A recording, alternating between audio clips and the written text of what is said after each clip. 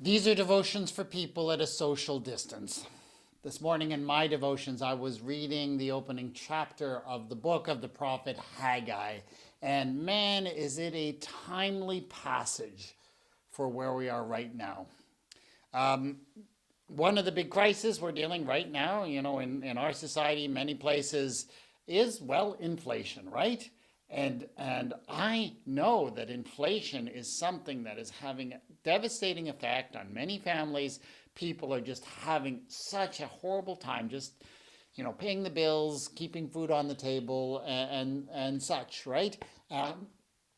Huge issue in our times, and huge justice issue as families are just struggling to survive. And I don't know if you realize this, but the prophet Haggai has this incredible description of the problems with inflation. Consider how you fared. Haggai says, "You have sown much and harvested little. You eat, but never have enough. You drink, but never have your fill. You clothe yourselves, but no one is warm. And you that earn wages to put them in a bag with holes." And it's especially that closing phrase that catches my attention. You feel like you're earning, you earn wages, and everything you earn just goes out. It's like putting in a bag with holes because you can't afford anything. That is a perfect description of inflation. I think maybe Haggai was just shopping at the grocery store, right? Because that's what it feels like. You put your money in a bag and it falls out all the holes. So Haggai's talking about the scourge of inflation. That's a real problem and people really struggle with it.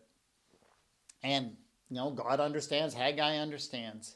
But what I wanted to note today is Haggai's solution to the inflation problem that was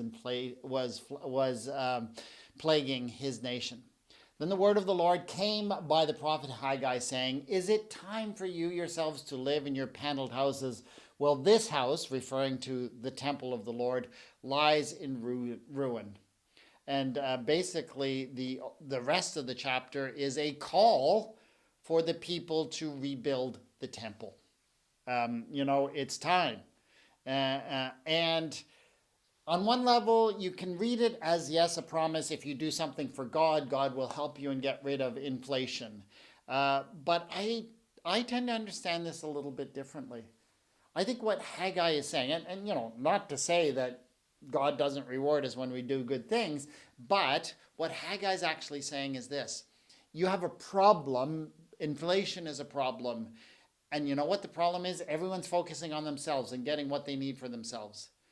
And what Haggai proposes is a project that will bring the whole community together so that we can work together. Because here's the thing. The solution to inflation and many of our economic woes is actually not going to be found in an exclusive focus on everybody taking care of themselves. Everybody just taking care of themselves is what creates the problem of inflation, especially as maybe some of the wealthiest people take care of themselves first, right? And that's one of the drivers of inflation. It's only when we come together as a community and work together as a community, when we start thinking beyond ourselves, that these kinds of conditions can start to get better. And what that means. What that means is kind of interesting where we are right now. What that means, as we think of low-wage workers coming together and bargaining together, can have an effect of inflation on wages, but that sense of community, I think, can overwhelm that effect. And we can build something as a society together. For example, coming together and thinking beyond ourselves is where the solution is found for the whole community, even in an economic crisis like the particular one we're facing these days. Community, not individual, is the way we get out of this crisis. Lord our God, I know families are struggling. I know that people are struggling to pay their bills just to manage to survive. Thank you that you are a God who cares. Thank you that you are a God who is with us in the midst of such a crisis, and help us to look beyond ourselves and see where we are as a whole community in the midst of this time. Amen.